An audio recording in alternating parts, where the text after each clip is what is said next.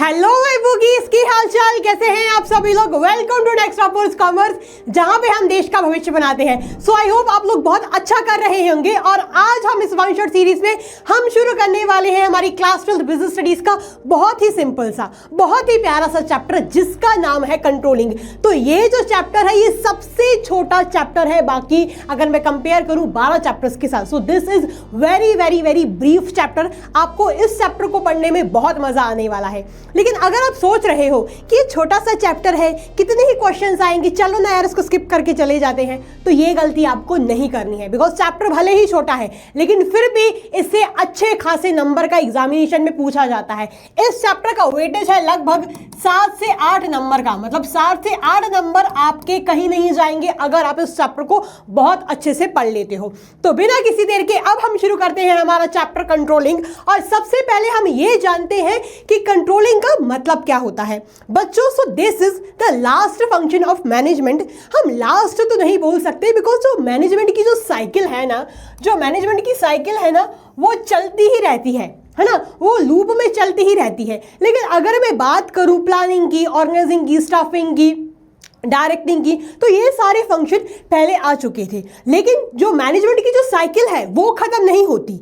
इसका मतलब ये नहीं है कि इसके बाद छुट्टी हो जाती है। जो साइकिल है कंट्रोलिंग की, कंट्रोलिंग के बाद जो साइकिल होती है मैनेजमेंट की, वो वापस से प्लानिंग से शुरू हो जाती है। तो टेक्निकली अगर देखा जाए तो ये लास्ट फंक्शन नहीं है। लेकिन अगर हम इसको फंक्शंस में कंपेयर करें, अगर हम इसको मैनेजमेंट के फंक्शंस में देखें, तो ये जरूर लास्ट फंक्शन होता है। लेकिन जो मैनेजमेंट की साइकिल है, मैं फिर से बोल रही हूं, वो लूप पे चलती ही रहती है। ठीक है, तो प्लानिंग में हमने क्या किया था? प्लानिंग में हमने ऑब्जेक्टिव को सेट किया था, ठीक है मैम। ऑर्गेनाइजिंग में हमने क्या किया था? ऑर्गेनाइजिंग में हमने रिसोर्सेज वगैरह को असेंबल किया था, ठीक है मैम। स्टाफिंग में हमने क्या किया था? स्टाफिंग में हमने लोगों को सेलेक्ट किया था, हायर किया था, उनको रखा था, बिकॉज एट द एंड काम उन लोगों से ही करवाया है। अब इसको भी अलग कर दो। डायरेक्टिंग में हमने क्या किया था? डायरेक्टिंग में हमने ये देखा था कि जो काम है वो अच्छे से हो। हमने अपने एम्प्लॉयज को, सबऑर्डिनेट्स को गाइड किया था, मोटिवेट किया था, सुपरवाइज किया था। ये सारी चीजें अब हमने की थी। लेकिन देखो बच्चों, इतने सारे फंक्शंस हमने कर लिए, लेकिन क्या ये फंक्शंस सही तरीके से परफॉर्म हुए भी होंगे या नहीं? कुछ गड़बड़ तो नहीं हुई? अगर कुछ गड़बड़ हो गई तो भाई उसको सुधारेंगे कैसे? तो ये सारी जवाबदारी, ये सारी देखरेख कौन करता है? तो ये सारी जवाबदारी जो फंक्शन उठाता है, सब फंक्शंस के ऊपर नजर रखता है, स्पेशली प्लानिंग के ऊपर जो नजर रखता है कि काम कैसे हुआ है, टारगेट कितना सेट किया है, वो कौन करता है? वो करता है कंट्रोलिंग। बेसिकली कंट्रोलिंग ये मेक श्योर करता है कि जो सोचा गया था, है ना, जो सोचा था, जो ऑब्जेक्टिव सेट किया था, काम वैसा अक्सर में होके आया है नहीं। तो हम ये बोल सकते हैं कंट्रोलिंग बाकी के फंक्शंस पे नजर रखता है, ये देखता है कि काम एक्चुअली में हुआ है या नहीं, काम एक्चुअली में जैसा सोचा था वैसे होके निकला है या नहीं। ठीक है, इसको और अच्छे से एग्जांपल की मदद से समझाती हूँ। सपोज आपने ये प्लान किया कि हम बिजनेस स्टडीज में कितना लेके आएंगे, कितना स्कोर करेंगे। हम बिजनेस स्टडीज में 80 में से 75 लेके आएंगे। कितना लेके आएंगे? 80 में से 75 लेके आएंगे। ठीक है, तो आपने क्या प्लान किया? आपने ये प्लान किया कि मेरे बिजनेस स्टडीज में कितने नंबर लेके आने हैं? मेरे को 75 नंबर लेके आने हैं। ठीक है, कितने नंबर लेके आने हैं? 75 नंबर लेके आने हैं आउट ऑफ 80। अब जब आपने एग्जामिनेशन दिया, आपका रिजल्ट आया, तो पता चला आपके 65 नंबर आए। ठीक है, आपके एक्चुअली में कितने नंबर आए? आपके एक्चुअली में 65 नंबर आए, 65 मार्क्स आए। अब आपके कितने नंबर कम आए जितना आपने सोचा था? आपके टोटल 10 नंबर कम आए। आपके टोटल 10 नंबर कम आए, है ना। तो अब ये 10 नंबर आपके कम आए तो क्या आप इसको ऐसे ही जाने दोगे? आपको बुरा तो लगेगा ना, है ना। फिर आप क्या सोचोगे? क्या मैं हाथ पे हाथ रख के इधर ही बैठ जाऊं? Then what will you do? आप ये सोचोगे कि ये जो मेरे 10 नंबर कम आए हैं ना, कैसे इनको मैं अगले एग्जामिनेशन में लेके आऊं, कैसे इनको मैं अगले एग्जामिनेशन में अपना कवर करूं, कैसे मैं अपने नेक्स्ट एग्जामिनेशन में 75 नंबर फिर से, मतलब जो मैंने सोचा है उसको एक्चुअली में अब लेके आऊं। तो ये जो 10 नंबर का जो आपका गैप आया है, इसको हम बोलते हैं डेविएशन। इसको हम क्या बोलते हैं, इसको हम बोलते हैं डेविएशन।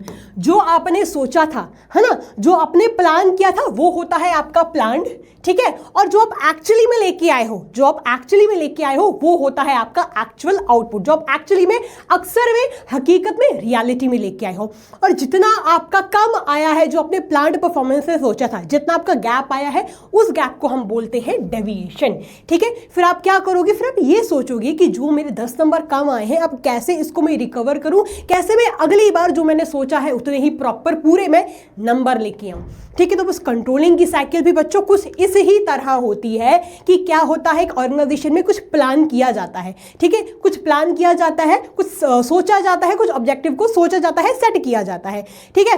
फिर जब रिजल्ट निकल के आता है, फिर जब रिजल्ट निकल के आता है तो ये देखा जाता है कि जो रिजल्ट है वो प्लान्ड परफॉर्मेंस के अकॉर्डिंग आया है या नहीं आया है।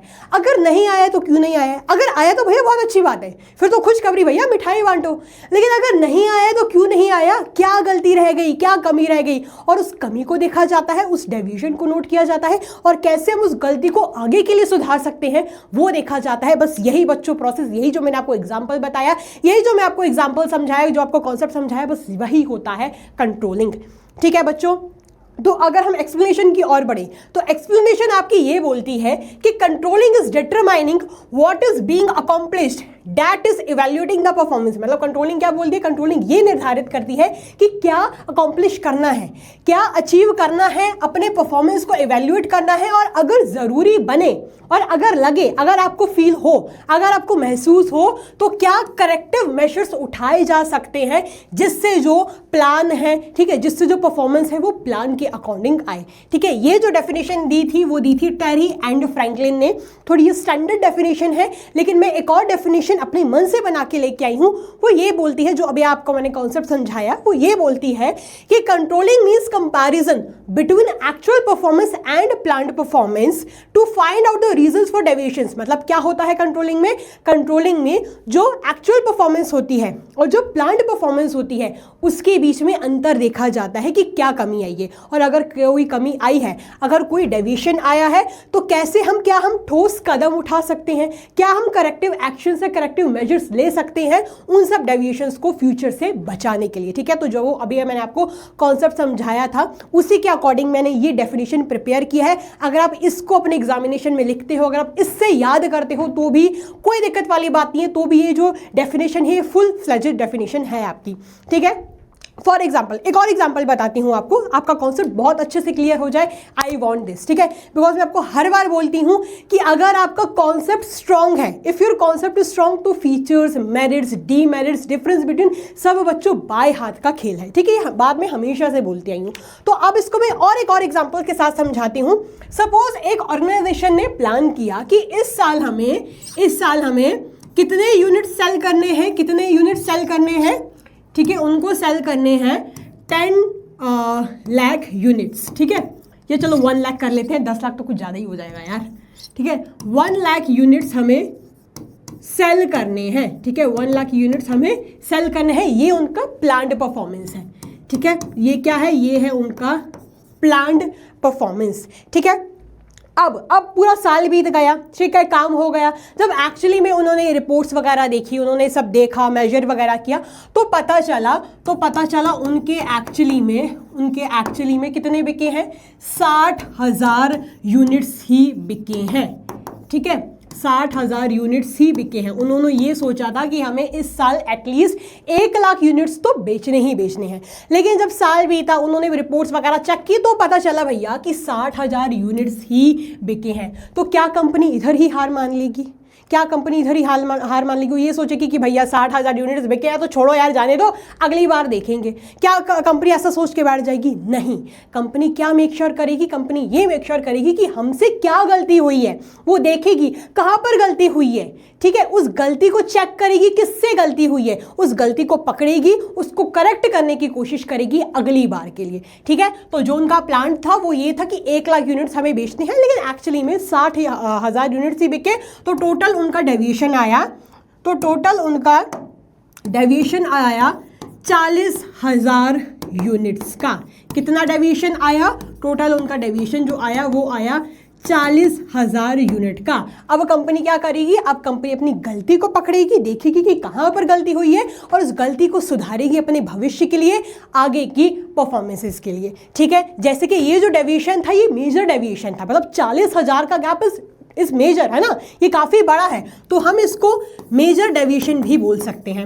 फॉर एन एग्जाम्पल, अगर उन्होंने 1 लाख यूनिट सोचा होता, अगर उन्होंने 1 लाख यूनिट सोचा होता और उनके 98,000 यूनिट्स बिक जाते, तो जो 2,000 का डेविएशन जो आता ना बच्चों, वो माइनर डेविएशन होता। मतलब हम उसको एक बार इग्नोर भी कर सकते हैं कि किसी फैक्टर की वजह से हो गया होगा, लेकिन ये जो 40,000 का जो डेविएशन है वो कोई छोटा मोटा डेविएशन नहीं है, वो बड़ा डेविएशन है, इसलिए हम उसको मेजर डेविएशन के नाम से जानेंगे। ठीक है, तो ये क्या है, ये है आपका माइनर डेविएशन। चलिए गाइस, है ना, ठीक है, is it clear? I hope आपको ये समझ आया होगा। अब हम आगे क्या पढ़ेंगे, कंट्रोलिंग की मीनिंग कॉन्सेप्ट हमने अच्छे से जान लिया। अब हम पढ़ेंगे, अब हम जानेंगे कि कंट्रोलिंग का नेचर क्या होता है ना, मतलब इसके फीचर्स क्या है, इसके कैरेक्टरिस्टिक्स क्या है, इसको आप ऐसा भी समझ सकते हो। तो सबसे पहला नेचर ये है, सबसे पहला फीचर ये है कि जो कंट्रोलिंग होता है वो गोल ओरिएंटेड फंक्शन है ना।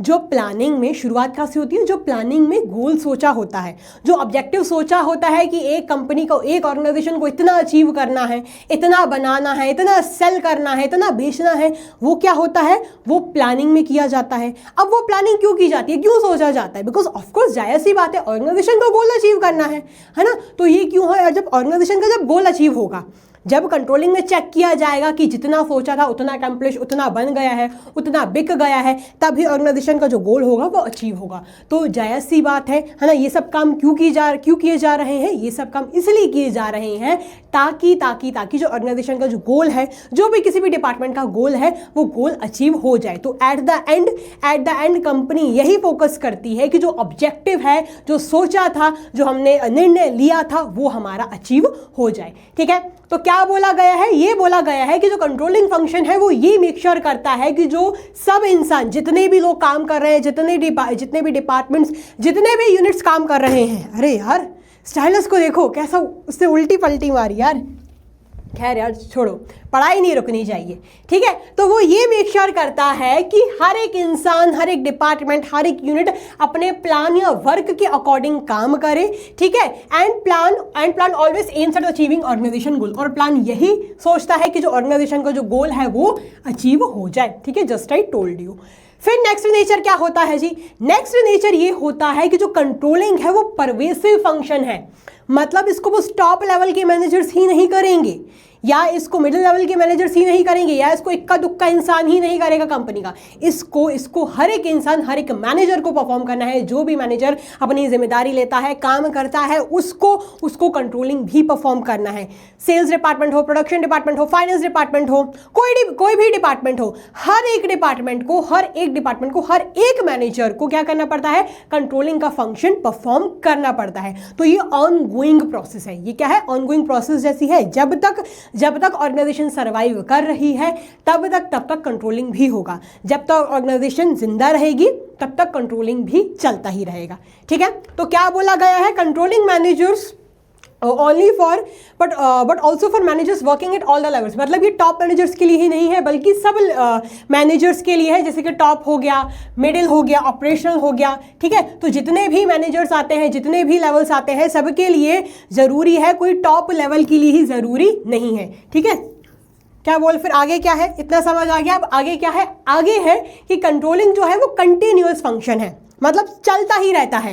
ये सदाबहार वाला है। जब तक ऑर्गेनाइजेशन सर्वाइव कर रही है, जब तक सूरज चांद रहेगा, मतलब जब तक कंपनी का नाम रहेगा, तब तक भी कंट्रोलिंग का भी नाम रहेगा। तो कंट्रोलिंग क्या है, कंट्रोलिंग एक कंटिन्यूअस फंक्शन है, बोले तो चलता ही रहता है, ऑनगोइंग फंक्शन है। ठीक है, तो क्या है, कंट्रोलिंग कोई वन टाइम जॉब नहीं है, ये एक चलती प्रोसेस है, ये एक ऑनगोइंग प्रोसेस है। ये तब तक कैरी की जाती है जब तक ऑर्गेनाइजेशन जिंदा है, जब तक ऑर्गेनाइजेशन आपकी सर्वाइव कर रही है। Is it clear?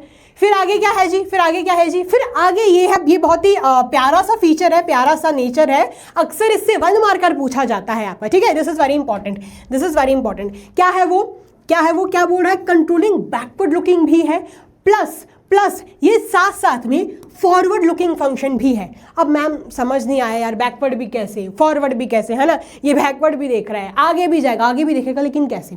देखो बच्चों, क्या होता है कंट्रोलिंग को पीछे भी देखना पड़ता है, बैकवर्ड भी देखना पड़ता है, प्लस उसको फॉरवर्ड भी देखना पड़ता है। कैसे देखना पड़ता है आपको बताती हूँ। कंट्रोलिंग में क्या किया जाता है, जो एक्चुअल परफॉर्मेंस निकल के आई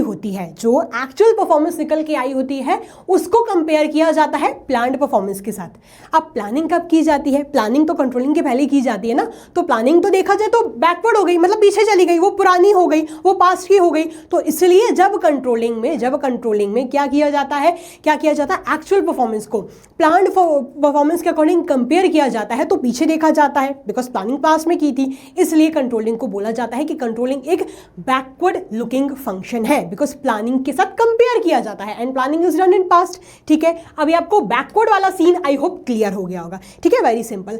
अब मैम फॉरवर्ड लुकिंग फंक्शन क्यों होता है? देखो बच्चों, ये फॉरवर्ड लुकिंग फंक्शन इसलिए होता है, हमने ये तो कंपेयर कर लिया कि प्लानिंग के अकॉर्डिंग कितना हमारा परफॉर्मेंस निकल के आया है, हमने बैकवर्ड तो देख लिया, लेकिन अगर कोई गलती निकल के आई है तो क्या हम हाथ पे हाथ रख के, ठीक है, हाथ पे हाथ रख के उस गलती को देखते रहेंगे? उसके लिए कुछ कदम तो उठाएंगे। जो डेविएशन आया है उस डेविएशन को करेक्ट करने के लिए, उस डेविएशन को ठीक करने के लिए हम कुछ ना कुछ कदम तो उठाएंगे, ताकि वो जो गलती इस बार हुई है वो आगे जाके रिपीट ना हो। अब वो आगे जाके रिपीट ना हो, आगे मीन्स व्हाट? आगे मीन्स फ्यूचर।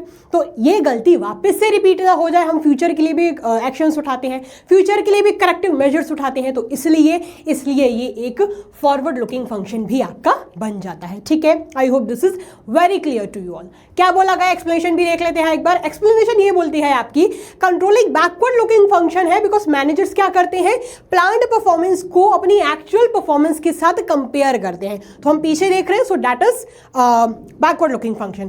ठीक है, फिर कंट्रोलिंग फॉरवर्ड लुकिंग फंक्शन इसलिए बन जाता है because it does not and only by comparing past performance. मतलब उसकी कहानी इधर तक खत्म नहीं हो जाती कि अपने फ्यूचर को पास्ट के साथ मैच कर लिया। यानी क्या होता है but it also suggest measures to remove the reasons for failure of plans in future. मतलब क्या गलती हो गई थी, किन गलती की वजह से हमारा अभी का रिजल्ट नहीं बन पाया, हम कैसे उन गलती को आगे सुधार सकते हैं, ये भी देखता है। इसलिए वो फॉरवर्ड लुकिंग फंक्शन भी आपका बन जाता है। ठीक है बच्चों, तो आई होप आपको ये क्लियर हो गया होगा, आपको नेचर क्लियर हो गया होगा। अब हम पढ़ेंगे कि कंट्रोलिंग की क्या इंपॉर्टेंस होती है, कंट्रोलिंग की क्या सिग्निफिकेंस होती है। ठीक है, आप इसको सिग्निफिकेंस के नाम से भी याद कर सकते हो, कोई दिक्कत वाली बात नहीं है। ठीक है, चलिए अब हम जानते हैं कि कंट्रोलिंग की क्या सिग्निफिकेंस होती है। तो सबसे पहला इंपॉर्टेंस आपकी ये है कि controlling helps in achieving organisation goals. ये कहीं ना कहीं हमने नेचर में भी पढ़ा है, जस्ट अभी हम फीचर में भी पढ़ के आए हैं कि जो कंट्रोलिंग है वो ऑर्गेनाइजेशन गोल को अचीव करने पे फोकस करता है, जो हमने प्लानिंग में सोचा था। ठीक है, कंट्रोलिंग ये मेक श्योर करता है कि जो हमने प्लानिंग में सोचा है काम एक्चुअली में वैसा होके निकल जाए, और प्लानिंग इसलिए की जाती है बिकॉज भैया जो फ्यूचर में हमें कुछ काम करना है, ऑर्गेनाइजेशन के ऑब्जेक्टिव्स को हमें अचीव करना है, इसलिए प्लानिंग की जाती है। तो एट द एंड हर एक काम जो किया जा रहा है वो ऑर्गेनाइजेशन के हित के लिए, ऑर्गेनाइजेशन के बेनिफिट के लिए किया जा रहा है। इसलिए हम बोल सकते हैं कि जो कंट्रोलिंग है वो ऑर्गेनाइजेशन गोल्स को अचीव करने पे मदद करता है। ठीक है, तो क्या बोला गया है, controlling function ensures that all the activities in the organisation move towards organisation goal. यानी जितने भी काम किए जा रहे हैं वो सारे काम ऑर्गेनाइजेशन के गोल्स को अचीव करने के लिए ही किए जाए। ठीक है, और अगर कुछ कमी है तो भैया फटाफट वक्त के अनुसार, फटाफट टाइम पे, वक्त पे एक्शन ले लिया जाए, ताकि वही जो गलती है वो फिर से ना दोहराई जाए, फिर से रिपीट ना हो, और जो सारे जो काम है वो अपने राइट पाथ पे होके चले। ठीक है गाइस, चलिए पहला वाला इंपॉर्टेंस हमने देख लिया। अब दूसरा वाला इंपॉर्टेंस है जजिंग एक्यूरेसी ऑफ स्टैंडर्ड्स। मतलब कंट्रोलिंग क्या करता है, कंट्रोलिंग मॉनिटर करता है। ठीक है, कंट्रोलिंग देखता है कि क्या चल रहा है, क्या नहीं चल रहा है, क्या गलती हो रही है, क्या नहीं गलती हो रही है, प्लान्ड परफॉर्मेंस को, एक्चुअल परफॉर्मेंस को प्लान्ड परफॉर्मेंस के साथ कंपेयर करता है। ठीक है, तो ये सब चीज़ें करता है, और एक अच्छा जो कंट्रोल सिस्टम होता है वो सारी एक्टिविटीज़ को भी ट्रैक करता है, सारी एक्टिविटीज़ को भी देखता है। ठीक है, तो हम ये भी बोल सकते हैं कि जो कंट्रोलिंग होता है वो स्टैंडर्ड्स की एक्यूरेसी को जज करता है, मतलब स्टैंडर्ड कितना सेट किया गया है। फॉर एन एग्जाम्पल इसको एक एग्जाम्पल के जरिए समझाती हूँ। एक कंपनी के पास मान चलो कितने लोग हैं उसके पास, टोटल एम्प्लॉइज कितने हैं, टोटल एम्प्लॉइज हैं उसके पास 60, ठीक है, 60 लोग हैं टोटल, 60 लोग उस कंपनी में काम कर रहे हैं। अब ऐसे में कंपनी ने परफॉर्मेंस ये प्लान्ड परफॉर्मेंस ये सोच लिया, बोले तो स्टैंडर्ड ये सेट कर लिया, स्टैंडर्ड बोले तो प्लान्ड मतलब जो हम सोच रहे हैं, ठीक है, जो स्टैंडर्ड सेट किया जा रहा है, स्टैंडर्ड उन्होंने ये सोच लिया कि 10 लाख यूनिट्स बनाने हैं, ठीक है, 10 लाख यूनिट्स बनाने हैं। अब लोग कितने काम कर रहे हैं? लोग काम कर रहे हैं मात्र 60, ठीक है, 60 लोग काम कर रहे हैं। और प्लान्ड परफॉर्मेंस इनका क्या है? स्टैंडर्ड इन्होंने क्या सेट कर लिया? स्टैंडर्ड इन्होंने सेट कर लिया कि हमें तो भैया 10 लाख यूनिट्स बनाने हैं। कितने यूनिट्स बनाने हैं? 10 लाख यूनिट्स हमें बनाने हैं। और जब एक्चुअली में रिजल्ट निकल के आया तो पता ये चला कि मात्र 2 लाख यूनिट्स ही प्रोड्यूस हो पाए हैं, है ना, 2 लाख यूनिट्स ही प्रोड्यूस हो पाए हैं। तो अब ऐसे में देखा जाए, अगर ऐसे में हम ये कैलकुलेट करें तो यही चीज़ फिगर आउट होके आ रही है कि डेविएशन बहुत बड़ा है।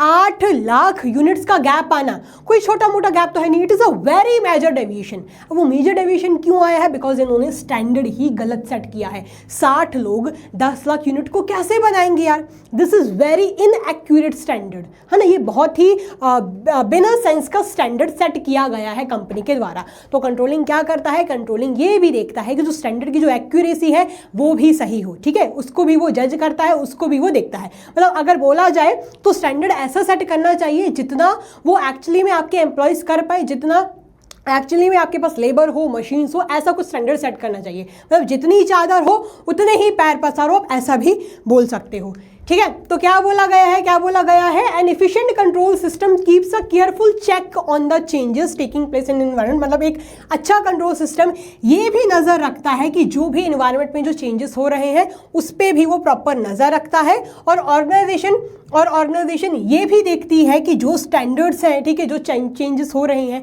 जो इन्वायरमेंट में बदलाव हो रहे हैं, जो बिजनेस एनवायरनमेंट में बदलाव हो रहे हैं, अगर उसके अकॉर्डिंग अगर जो हमारे स्टैंडर्ड्स हैं, प्लान्ड चीज़ें हैं, अगर उसको चेंज किया जाना चाहिए तो उसको भी चेंज किया जाए कंपनी के द्वारा, ठीक है। तो अगर इतना ज़्यादा गैप आपने देखा, कितना गैप है भैया? 8 लाख का गैप है। तो इसमें एम्प्लॉयज़ की गलती नहीं है, ये भी मेरी गलती है, मतलब ये एम्प्लॉयज़ की गलती नहीं है, बिकॉज स्टैंडर्ड ही वो इनएक्यूरेट था, ठीक है गाइस। चलिए आगे क्या है जी? आगे ये है making efficient use of resources. Controlling ये भी देखता है कि जो रिसोर्सेज है उनका प्रॉपर यूटिलाइजेशन हो, उनका ऑप्टिमम यूटिलाइजेशन हो, ठीक है। In controlling each activity is performed according to predetermined standards. Controlling में हर एक एक्टिविटी स्टैंडर्ड्स के अकॉर्डिंग होती है, स्टैंडर्ड्स के अकॉर्डिंग परफॉर्म की जाती है। तो रिजल्ट क्या होता है? जितने जो रिसोर्सेज होते हैं इफेक्टिवली यूज होते हैं, ठीक है। जो टारगेट सेट किया जाएगा काम उसी के अकॉर्डिंग होगा, ठीक है। जो टारगेट अगर सोच समझ के सेट किया जाएगा तो रिसोर्सेज की प्रिपरेशन भी उसी हिसाब से होगी और यूटिलाइजेशन भी फिर उसी हिसाब से होगी, ठीक है। फिर नेक्स्ट क्या है? नेक्स्ट ये है इम्प्रूविंग एम्प्लॉयज मोटिवेशन, यानी एम्प्लॉयज का भी मनोबल, एम्प्लॉयज का भी हौसला कहीं ना कहीं कंट्रोलिंग से बुलंद होता है। तो कैसे?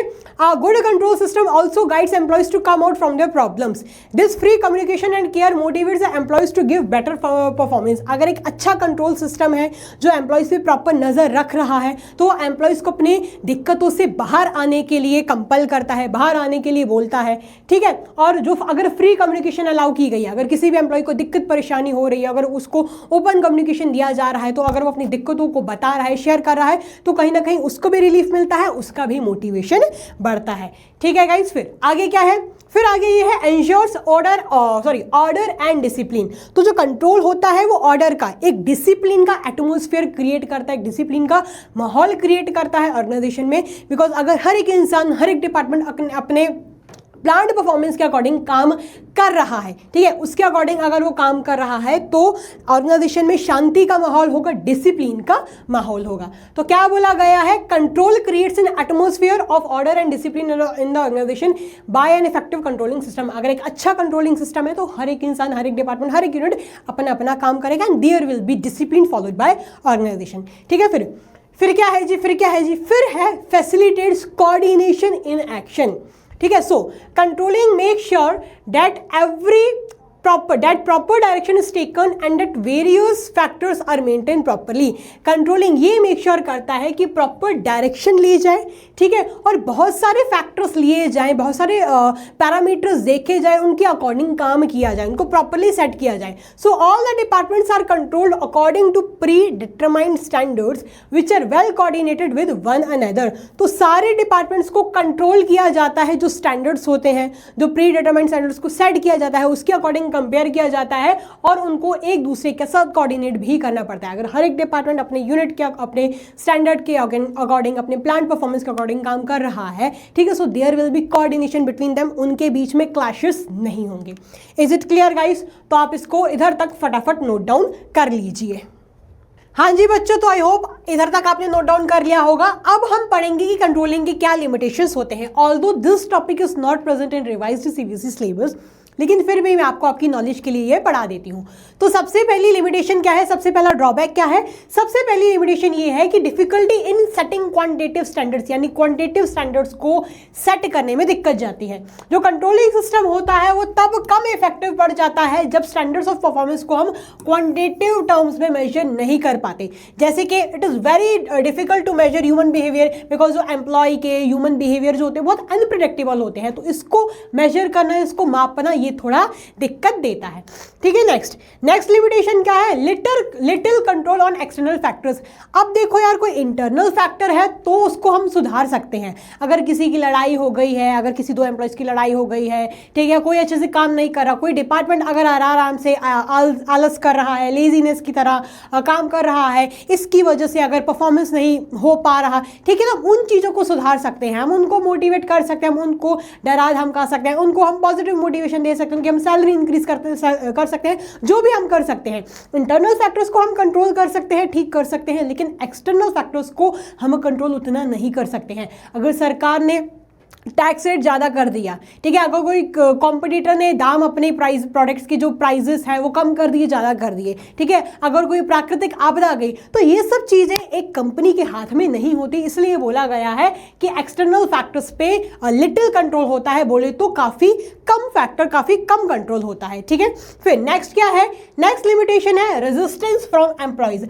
अब क्या होता है ना बच्चों, कि जो एम्प्लॉयज होते हैं ना, वो जिस पैटर्न में, जिस फॉर्मेट में वो काम करते आ रहे हैं, वो उसमें इतना कंफर्टेबल हो जाते हैं कि जब भी कोई चेंज आता है वो उस चेंज को रेजिस्ट करते हैं.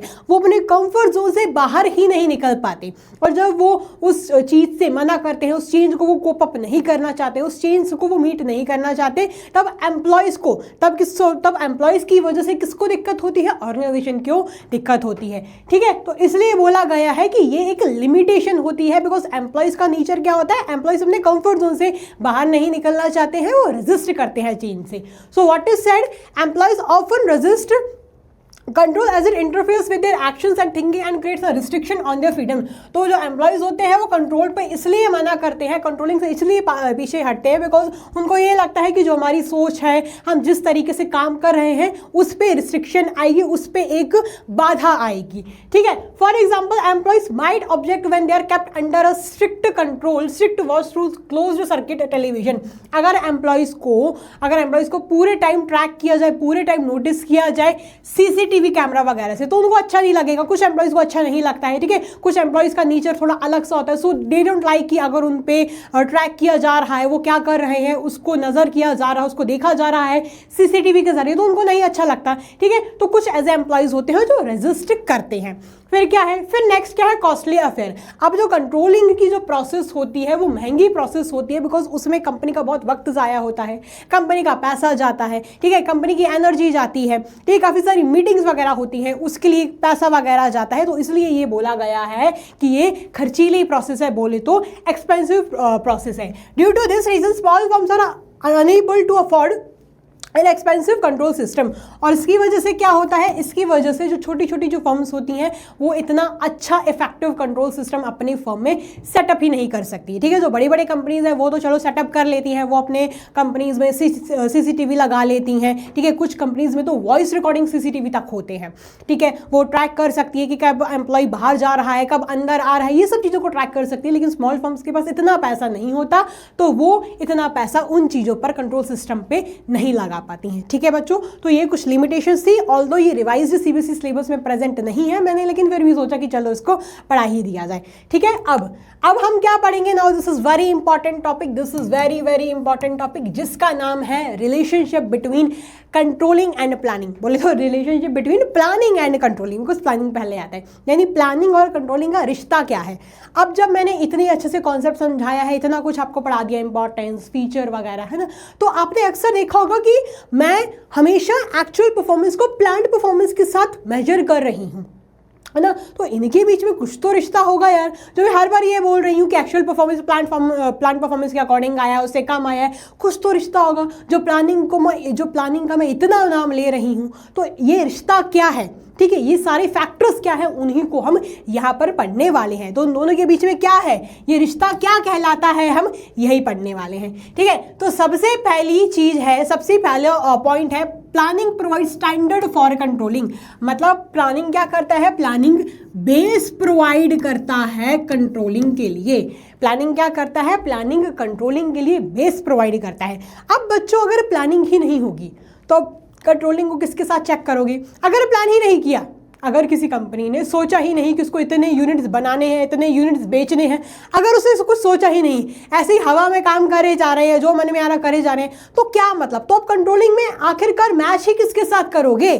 ठीक है, कंपेयर ही किसके साथ करोगे? आप किसके साथ कंपेयर करोगे जब आप प्लानिंग में ही कुछ नहीं करोगे? तो प्लानिंग क्या करता है, प्लानिंग बेस प्रोवाइड करता है कंट्रोलिंग के लिए। प्लानिंग में ऑब्जेक्टिव को सेट किया जाता है, टारगेट को सेट किया जाता है, एंड देन कंट्रोलिंग में जो काम निकल के आया है, जो एक्चुअल परफॉर्मेंस निकल के आया है, उसको स्टैंडर्ड के साथ, बोले तो उसको प्लान्ड परफॉर्मेंस के अकॉर्डिंग कंपेयर किया जाता है। तो अगर प्लानिंग ही नहीं होगा तो कंट्रोलिंग किसके साथ करोगे? ठीक है, तो क्या बोला गया है, the standard of performance which serve as the basis of controlling are provided by planning. तो जो स्टैंडर्ड दिए जाते हैं वो प्लानिंग द्वारा ही दिए जाते हैं। If standards are not set in advance, अगर स्टैंडर्ड्स को पहले से सेट ही नहीं किया जाएगा तो मैनेजर किसके साथ कंट्रोल करेंगे? जब कोई प्लान ही नहीं होगा तो कोई कंट्रोलिंग का भी बेसिस नहीं होगा, ये बात बोली जा रही है। ठीक है, very simple and very easy.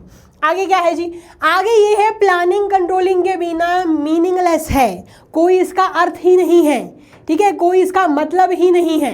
क्यों है भाई? So controlling monitor the progress in plan, measure it, discover deviation and initiate corrective measures to ensure right implementation of plan. तो कंट्रोलिंग क्या करता है, कंट्रोलिंग क्या करता है, प्लान की कितनी प्रोग्रेस हो रही है उसको ट्रैक करता है। ठीक है, उसको मॉनिटर करता है, उसको मेजर करता है, कितना परफॉर्मेंस निकल के आया है, डेविएशंस को डिस्कवर करता है, गैप्स को देखता है, कहाँ पर कमी हो गई भैया, है ना, और ठोस कदम उठाता है और करेक्टिव मेजर्स, करेक्टिव एक्शंस उठाता है ताकि यही गलती वापस से रिपीट ना हो। ठीक है, तो हम ये बोल सकते हैं कि प्लानिंग कंट्रोलिंग के बिना मीनिंगलेस है, बिकॉज गलती देखी जाती है, गलती को आगे कैसे सुधारा जा सकता है वो हम यहीं पर करते हैं। ठीक है, ठीक है, अब आगे क्या है, अब आगे है planning and controlling both are backward and forward looking. अभी हमने कंट्रोलिंग में क्या पढ़ा था, कंट्रोलिंग हमने फीचर में पढ़ा था, कंट्रोलिंग हमने नेचर में पढ़ा था कि कंट्रोलिंग क्या है, बैकवर्ड है, फॉरवर्ड लुकिंग है। ठीक है, बैकवर्ड लुकिंग भी है, फॉरवर्ड लुकिंग भी है। ठीक है, ये चीज हमने पढ़ी थी। अब रिलेशनशिप में हम ये पढ़ेंगे कि प्लानिंग और कंट्रोलिंग दोनों ही बैकवर्ड और दोनों ही फॉरवर्ड लुकिंग है। कैसे, वो आपको बताऊंगी। और ये ध्यान रख लो बच्चों, ये नोट कर लो, this is very important point. ठीक है, this is very important point. अक्सर केस स्टडीज बना के पूछ लेते हैं, अक्सर इस पॉइंट से स्पेसिफिकली क्वेश्चन बन के आ जाता है आपका। ठीक है, तो प्लानिंग और कंट्रोलिंग दोनों ही बैकवर्ड और फॉरवर्ड लुकिंग है। फीचर में मैंने आपको ये बताया था कि कंट्रोलिंग बैकवर्ड है, फॉरवर्ड लुकिंग है, बिकॉज उस वक्त हम स्पेसिफिकली किसके बारे में पढ़ रहे थे, कंट्रोलिंग के बारे में पढ़ रहे थे। अब हम उन दोनों के बीच के रिश्ते की बात कर रहे हैं, क्या रिलेशनशिप है। तो ये रिश्ता है कि भैया दोनों ही बैकवर्ड और दोनों ही फॉरवर्ड लुकिंग है। कैसे मैम जी, कैसे मैम जी, देखो बताती हूँ। कंट्रोलिंग बैकवर्ड लुकिंग फंक्शन इसलिए होता है बिकॉज मैनेजर क्या करता है, मैनेजर ये देखता है अपनी प्रीवियस ईयर की परफॉर्मेंसेस को देखता है। ठीक है, कि उसने क्या गलती की थी, क्या कमी हो गई थी, कैसे उसके स्टैंडर्ड के अकॉर्डिंग कम परफॉर्मेंस निकल के आई थी, क्या कमी हो गई थी, इसको वो चेक करता है। तो इसलिए कंट्रोलिंग बैकवर्ड लुकिंग फंक्शन बन जाता है। प्लानिंग क्यों बनता है जी, प्लानिंग इसलिए बैकवर्ड लुकिंग फंक्शन बनता है बिकॉज जो प्लानिंग होता है अपने पास्ट एक्सपीरियंसेस की वजह फीडबैक की वजह से, ठीक है, अपने नेक्स्ट प्लान को, अपने नेक्स्ट स्टैंडर्ड को सेट करता है। जो प्लान उसने पिछले टाइम सेट किया था, अगर वो उस वक्त अचीव नहीं हो पाया था तो कुछ उसमें भी कमी रही होगी, तो अपने पास एक्सपीरियंस वगैरह को यूज़ करके वो सेट करता है। इसलिए प्लानिंग भी क्या है, प्लानिंग भी एक बैकवर्ड लुकिंग फंक्शन बन जाता है, because planning is guided by past experiences and feedback report of controlling function. Because planning क्या करता है, अपने पिछले एक्सपीरियंसेस को देखता है, अपनी फीडबैक रिपोर्ट को देखता है कंट्रोलिंग फंक्शन की, और उसके अकॉर्डिंग अपने नेक्स्ट प्लानिंग, नेक्स्ट ईयर की, नेक्स्ट साइकिल की स्टैंडर्ड्स को सेट करता है। ठीक है, अब ये दोनों हो गए, दोनों को हमने बैकवर्ड लुकिंग फंक्शन क्यों है दोनों देख लिए। अब फॉरवर्ड लुकिंग फंक्शन क्यों है? फॉरवर्ड लुकिंग फंक्शन क्यों है? बिकॉज प्लानिंग में क्या किया जाता है, प्लानिंग में एडवांस में सोचा जाता है, प्लानिंग में फ्यूचर के रिगार्डिंग सोचा जाता है। करते हम आज हैं, लेकिन करते किसके लिए हैं, करते हम फ्यूचर के लिए हैं। ये बात मैंने आपको बहुत बार बोली थी प्लानिंग वाले वन शॉट में, प्लानिंग वाले चैप्टर में, ठीक है, बहुत बार बोली थी। तो ये प्लानिंग फॉरवर्ड लुकिंग फंक्शन क्यों है? Because we are thinking about future, planning is futuristic, ये एक फीचर भी था उधर, अगर आपको याद हो, ठीक है। तो प्लानिंग इसलिए फॉरवर्ड लुकिंग फंक्शन बन जाता है because it is dealing about future, we are planning in present but we are planning for future, so that is why it is called as forward looking function। तो क्या बोला गया है, planning is forward looking because it involves looking in advance, because उसमें advance में देखना पड़ता है, ठीक है, पॉलिसी वगैरह बनानी पड़ती है ताकि रिसोर्सेज का मैक्सिमम यूटिलाइजेशन हो और फ्यूचर में अच्छा काम हो, फ्यूचर में मैक्सिमम ऑप्टिमम यूटिलाइजेशन हो रिसोर्सेज का, ठीक है। फिर अब कंट्रोलिंग का फॉरवर्ड लुकिंग फंक्शन है जी।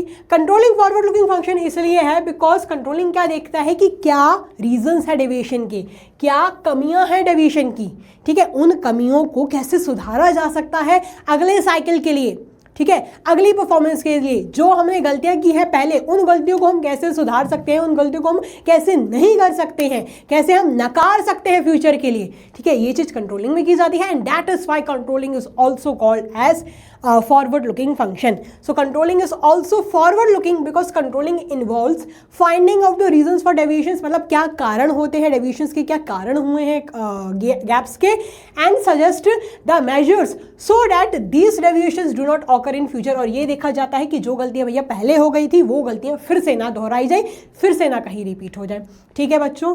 तो ये थे हमारे रिलेशनशिप बिटवीन क्या था, backward and forward looking function.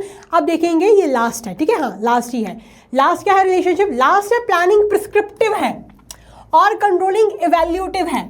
Prescriptive मतलब क्या, कुछ प्रिस्क्राइब करना। जैसे कि आप डॉक्टर के पास जाते हो, आपकी तबीयत खराब होती है, आपको बुखार हुआ, पेट दर्द हुआ, सर दर्द हुआ, डॉक्टर आपको चेक करता है एंड देन ही prescribe some medicine for you, है ना। वो क्या करता है, उस प्रिस्क्रिप्शन लेटर पे कुछ मेडिसिन प्रिस्क्राइब करके दे देता है, लिख लेता है, and then you go to medical and buy that medicine, है ना। तो डॉक्टर क्या करता है, प्रिस्क्राइब करता है, कुछ बताता है आपको। सो वैसे ही प्लानिंग भी कुछ प्रिस्क्राइब करता है, इट इज प्रिस्क्रिप्टिव। कैसे? तो प्लानिंग बेसिकली एक इंटेलेक्चुअल प्रोसेस होती है जिसमें बहुत आपका दिमाग जाता है, बहुत आपको सोचना पड़ता है ना, बहुत आपकी मेंटल ब्रेनस्टॉर्मिंग होती है, ठीक है। तो क्या है, प्लानिंग एक इंटेलेक्चुअल प्रोसेस है जिसमें बहुत सोचना पड़ता है, कंपेयर करना पड़ता है कि क्या एक पर्टिकुलर कोर्स ऑफ एक्शन हो सकता है जिससे हमारा ऑब्जेक्टिव अचीव हो सकता है। वो कुछ प्रिस्क्राइब कर सकता है कि क्या हम तरीका अपना सकते हैं, क्या हम कर सकते हैं। That is why it is what, it is prescriptive, it is prescribing something, it is prescribing that what particular course of action a organization can opt, ठीक है। जबकि कंट्रोलिंग क्या होता है, कंट्रोलिंग इवैल्यूएटिव होता है। इवैल्यूएटिव बोले तो जो चेक करे, क्या करे, जो चेक करे, काइंड ऑफ जो असेस करे। Controlling on the other hand evaluates और checks whether the desired course of action is followed or not। और कंट्रोलिंग क्या देखता है कि whether जो काम किया जा रहा है वो हो रहा है, नहीं हो रहा। अगर नहीं हो रहा तो क्यों नहीं हो रहा भाई, क्या गलती हो रही है ना। तो कंट्रोलिंग क्या करता है, बेसिकली चेक करता है, it is evaluative, and planning कुछ सोचता है, ठीक है, कुछ पर्टिकुलर कोर्स ऑफ एक्शन को अडॉप्ट करता है। That is why it is prescriptive. I hope this is very clear to you all. फटाफट इधर तक नोट डाउन कर लो। हाँ जी बच्चों, तो आई होप आपने इधर तक नोट डाउन कर लिया होगा। अब हम बढ़ेंगे हमारी बहुत ही इस चैप्टर के इंपॉर्टेंट टॉपिक की ओर, जिसका नाम है कंट्रोलिंग प्रोसेस, ठीक है। तो ये बहुत ही इंपॉर्टेंट टॉपिक है, very very important topic of this chapter. Plus इसके लिए मैं आपके लिए निमोनिक भी बना के लेके आई हूं जिसका नाम है स्मार्ट कैटफिश। अब ध्यान रखना कि ये जो निमोनिक है ना, इस निमोनिक में ये जो मैंने, अरे यार, इस निमोनिक में ये जो ऑरेंज पेन से मैंने जो लिखा हुआ है, ठीक है। ऑरेंज पेन से जो हाईलाइट किया हुआ है वही है आपके स्टेप्स, ठीक है। जो बाकी मैंने व्हाइट पेन से जो लिखा हुआ है वो ऐसे ही, मतलब मैंने उसको जोड़ने के लिए लिखा हुआ है, ठीक है। चलिए तो इसको नोट डाउन कर लेना भाई, this is very important, this is very very important, ठीक है। इसको याद कर लेना, निमोनिक के साथ याद कर लोगे तो और आपके लिए फायदा है, ठीक है। चलिए तो सबसे पहला स्टेप क्या है, और यहाँ बच्चों और एक और बात कि आपको ये जो याद करनी है, ये जो कंट्रोलिंग प्रोसेस जो आपको याद करनी है, ये आपको सीक्वेंस में याद करनी है। You can not learn this in A jumbled form, ठीक है। अगर आपने जम्बल्ड फॉर्म में याद किया तो भैया कुछ नहीं होगा फिर आपका। और सीबीएसई वाले अक्सर इस प्रोसेस को पूछ लेते हैं, मैचिंग में भी पूछा हुआ है सीबीएसई वालों ने, तो आपको मेक श्योर करना है that you have to learn it in a sequence format only, you can not learn it by jumbling, ठीक है। चलिए अब बिना किसी देर के शुरू करते हैं हमारी प्यारी सी प्रोसेस, जिसका पहला स्टेप है सेटिंग अप ऑफ स्टैंडर्ड्स या सेटिंग अप ऑफ टारगेट। मतलब क्या कंट्रोलिंग प्रोसेस की शुरुआत होती है जब एक कंपनी, जब एक ऑर्गेनाइजेशन सबसे पहले अपने स्टैंडर्ड्स को सेट करती है कि भैया हमें करना क्या है, एक्चुअली में हमें इस साइकिल में या इस ईयर में करना क्या है, ठीक है। तब उसकी कंट्रोलिंग की प्रोसेस की बेसिकली शुरुआत हो जाती है। एक कंपनी का कुछ भी ऑब्जेक्टिव, कुछ भी स्टैंडर्ड, कुछ भी टारगेट हो सकता है, ठीक है। हो सकता है मार्केटिंग फंक्शन का अलग हो सकता है, प्रोडक्शन फंक्शन का अलग हो सकता है, इनफैक्ट एक कंपनी के अलग अलग डिपार्टमेंट्स में भी अलग अलग उनके ऑब्जेक्टिव्स हो सकते हैं। फॉर एग्जांपल एक कंपनी के मार्केटिंग डिपार्टमेंट का ऑब्जेक्टिव हो सकता है to sell 10,000 units in next quarter, ठीक है। कुछ भी ऑब्जेक्टिव, कुछ भी टारगेट हो सकता है, इट कैन बी एनीथिंग, ठीक है। वो डिपेंड करता है, वो वेरी करता है कंपनी टू कंपनी। तो क्या बोला गया है, स्टैंडर्ड्स वो टारगेट, वो यार्डस्टिक बोले तो वो बेंचमार्क होते हैं जिसके अगेंस्ट जो एक्चुअल परफॉर्मेंस निकल के आती है उसको कंपेयर है, उसको मेजर किया जाता है। यार्डस्टिक बोले तो बेंचमार्क, ठीक है। तो स्टैंडर्ड्स वो टारगेट या वो यार्डस्टिक है, वो बेंचमार्क्स होते हैं जिनके अगेंस्ट बाकी के जो एक्चुअल परफॉर्मेंस निकल के आई है ना उसको कंपेयर किया जाता है।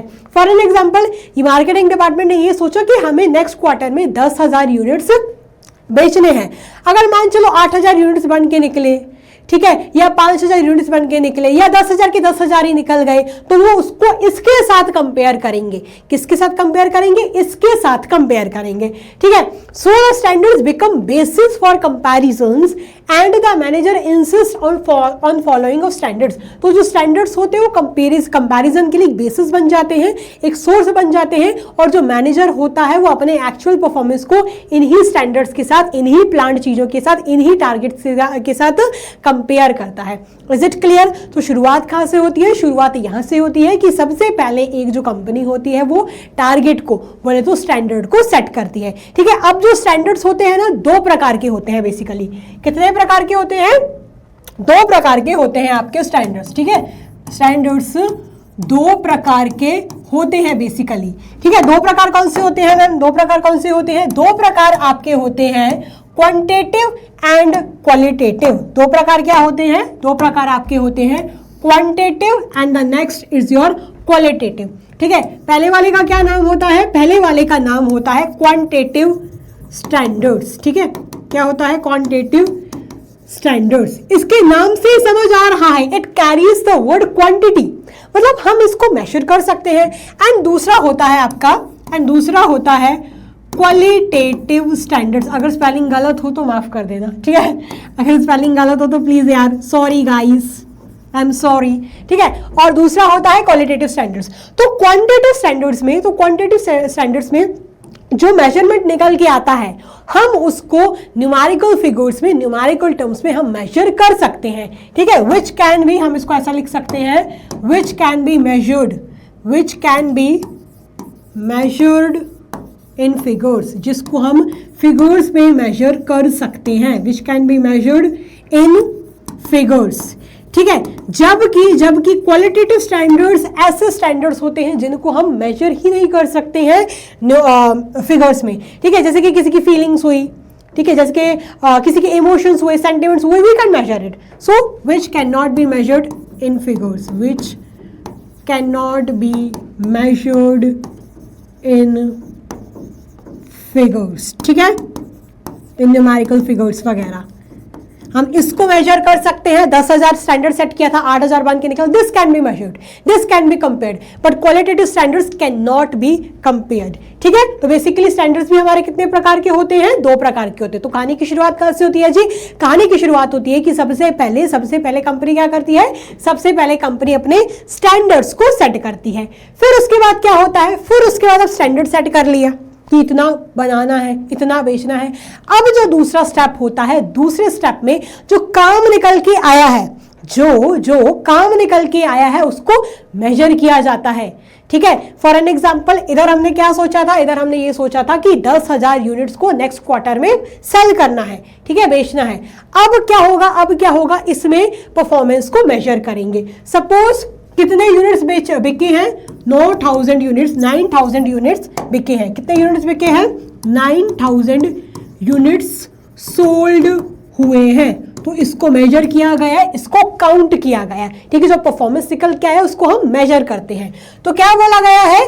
Once performance standard are set, The next step is measurement of actual performance। एक बार अगर स्टैंडर्ड सेट कर दिए जाए, उसके बाद जो अगला स्टेप होता है वो ये होता है कि एक्चुअल परफॉर्मेंस को मेजर किया जाए, ठीक है, मेजर किया जाए। Performance should be measured in an objective and reliable manner. जो परफॉर्मेंस निकल के आई है उसको लॉजिकल मैनर में, उसको रिलायबल मैनर में, ठीक है, उसको मेजर किया जाता है। बिना किसी सेंस यूज किए, बिना किसी लॉजिक के उसको मेजर नहीं करना होता। On the basis of some logics, on the basis of some rational decision making उसको मेजर किया जाता है, ठीक है। फिर अब बहुत सारे तरीके होते हैं परफॉर्मेंस को मेजर करने के, जैसे कि होता है पर्सनल ऑब्जर्वेशन, अपनी ऑब्जर्वेशन के बेसिस पे, अपनी ऑब्जर्वेशन स्किल्स के बेसिस पे। दूसरा होता है सैंपल चेकिंग, चेक करके, सैंपल्स को चेक करके।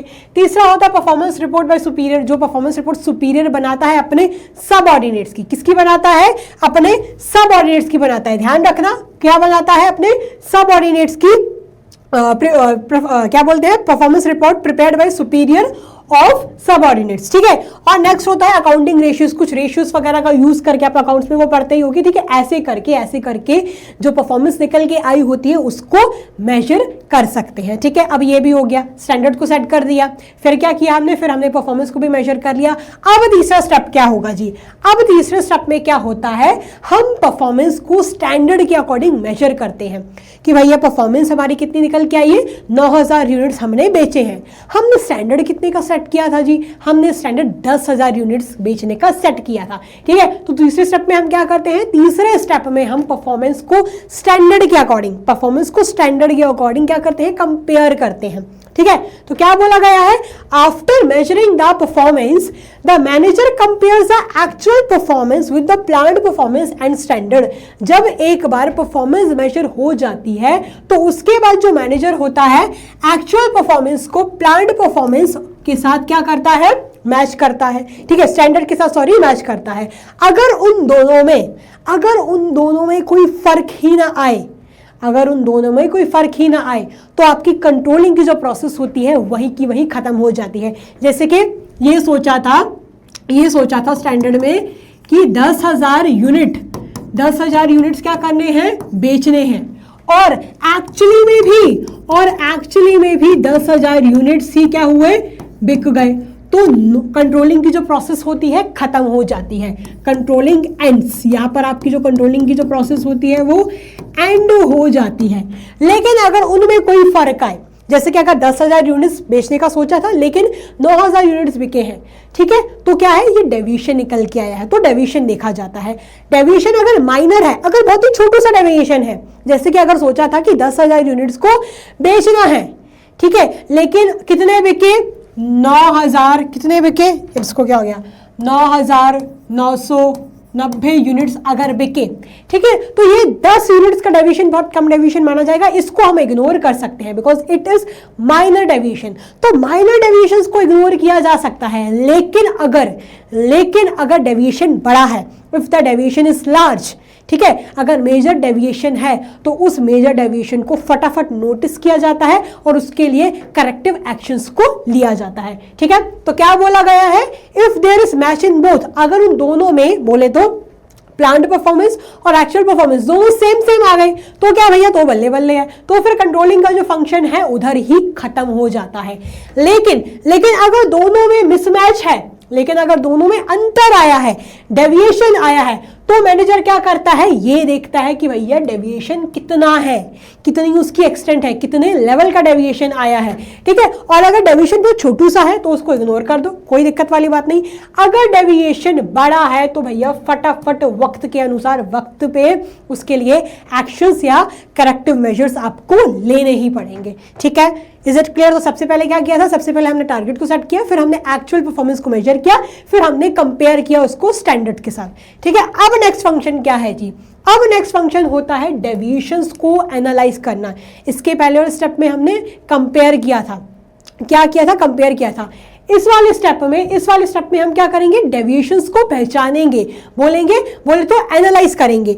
अब इसमें आपको 2 पॉइंट्स देखने को मिलेंगे जो बहुत इंपॉर्टेंट पॉइंट्स हैं, यहां से पक्का क्वेश्चन बन के आता है, वेरी इंपॉर्टेंट, वेरी इंपॉर्टेंट, ठीक है। यहां से पक्का क्वेश्चन बन के देखने को मिल जाता है, ठीक है। तो क्या बोला जाता है, एनालाइजिंग डेविएशंस, मतलब डेविएशंस को देखा जाता है। अगर डेविएशंस की जो रेंज है, अगर बहुत ही छोटी सी डेविएशन है, ठीक है, तो उसको मैनेजर के पास मत लेके जाओ, ठीक है। तो उसको टॉप मैनेजर के पास मत लेके जाओ। अगर वो खुद आपसे निपट रही है तो उसको टॉप मैनेजर के पास मत लेके जाओ। लेकिन अगर डेविएशन का दायरा बड़ा है, लेकिन अगर डेविएशन का एक्सटेंट बड़ा है, उसका दायरा बड़ा है, तो जरूर अपने टॉप मैनेजर के पास उसको लेके जाओ।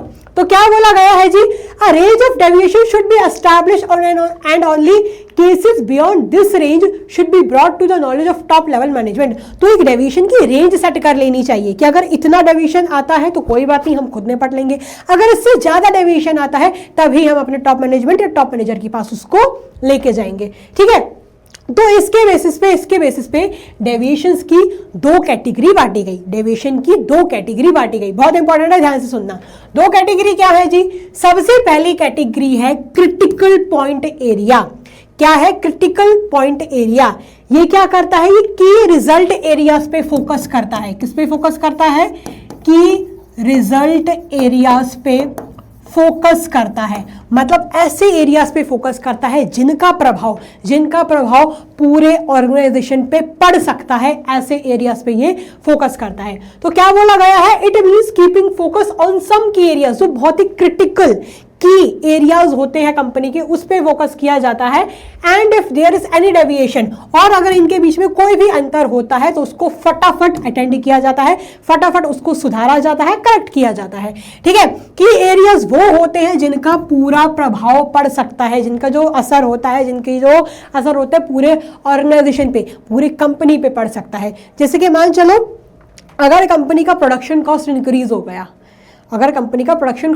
गया, और दूसरी तरफ कंपनी का पोस्टल कॉस्ट भी इंक्रीज हो गया, तो कंपनी के लिए क्या ज्यादा मैटर करेगा, पोस्टल कॉस्ट या production cost? This is very obvious, क्या मैटर करेगा, प्रोडक्शन कॉस्ट मैटर करेगा। बिकॉज अगर प्रोडक्शन कॉस्ट इंक्रीज होगा तो कंपनी के सेल्स के ऊपर, ठीक है, फर्क पड़ेगा, एंड कंपनी के लिए वो बहुत क्रिटिकल एरिया है। पोस्टल कॉस्ट तो इतना भैया कोई मैटर ही नहीं है उसका, ठीक है, वो तो अपन बाहर भी देख सकते हैं, वो इतना इंपॉर्टेंट नहीं है। तो की एरिया क्या है, क्रिटिकल एरिया क्या है, उसका प्रोडक्शन कॉस्ट, ठीक है। तो ऐसे एरियाज पे फोकस करना जिनका प्रभाव पूरे ऑर्गेनाइजेशन पे पड़ सकता है, वो होते हैं क्रिटिकल पॉइंट एरियाज, ठीक है। फिर दूसरा क्या होता है, आपको ये डेविएशन समझ आ गया। अब दूसरा क्या होता है, दूसरा होता है मैनेजमेंट बाय एक्सेप्शन।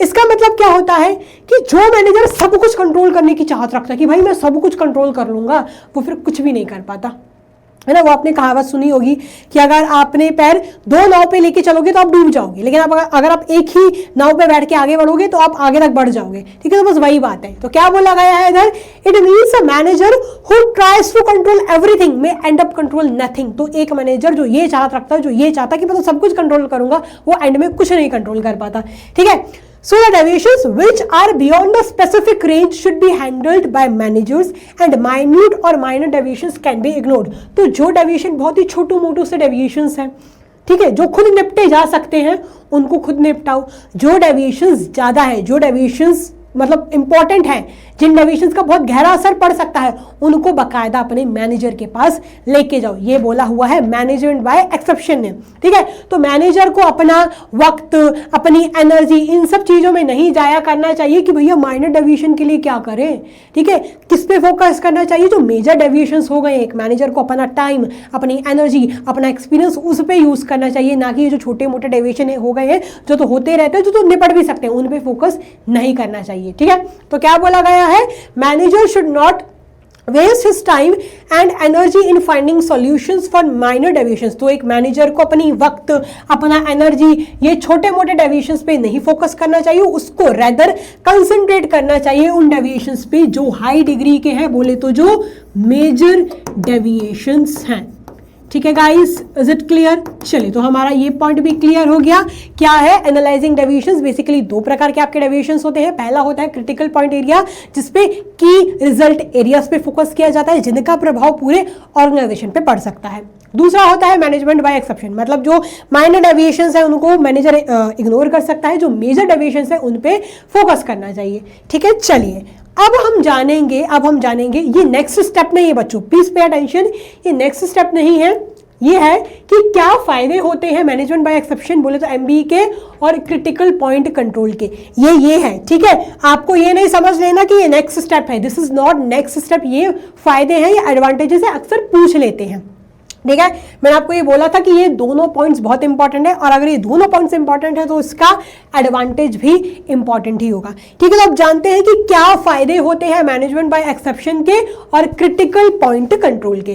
तो सबसे पहला फायदा ये है कि वो वक्त और एफर्ट्स बचाता है मैनेजर के।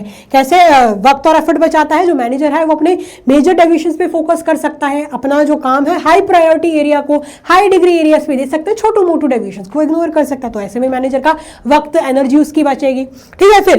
फिर क्या है, जो मैनेजर है सिग्निफिकेंट मैटर्स पे ही फोकस कर सकता है, बाकी के छोटे मोटे जो काम है, डेविएशंस है, वो दूसरे लोग कर सकते हैं। तीसरा क्या है, no wastage of time and energy of managers to solve routine problems. तो मैनेजर की कोई वक्त की, कोई एनर्जी की वेस्टेज नहीं होगी अगर वो रूटीन प्रॉब्लम्स को सॉल्व करता है, ठीक है। मतलब रूटीन प्रॉब्लम्स कोई और सॉल्व करता है, जो हाई प्रायोरिटी एरियाज है उनको ये मैनेजर देख सकता है, मतलब वही चीजें हैं, बस अलग अलग उसको नाम दे दिए गए हैं, ठीक है। वो सबऑर्डिनेट द्वारा भी सॉल्व किए जा सकते हैं जो छोटू मोटू रूटीन प्रॉब्लम्स हैं। फिर इससे क्या होता है, इससे क्रिटिकल और सिंपल प्रॉब्लम्स डिफरेंशिएट हो जाती है, फिल्टर आउट हो जाती है, मतलब कौन सी प्रॉब्लम्स वाकई में बहुत क्रिटिकल है एंड कौन सी प्रॉब्लम्स बहुत सिंपल है, ये पता चल जाता है। अब ये सबऑर्डिनेट को पता चल जाएगा ये तो सिंपल प्रॉब्लम है, ये तो हम भी सुधार सकते हैं, तो मैनेजर के पास नहीं जाएगा, उनका भी वक्त बचेगा, उनका भी एक्सपीरियंस बढ़ेगा, और जो मैनेजर है वो क्या करेगा, वो हाई प्रायोरिटी एरियाज पे, क्रिटिकल एरियाज पे फोकस करेगा, उसका भी वक्त नहीं बर्बाद होगा, सिंपल, ठीक है।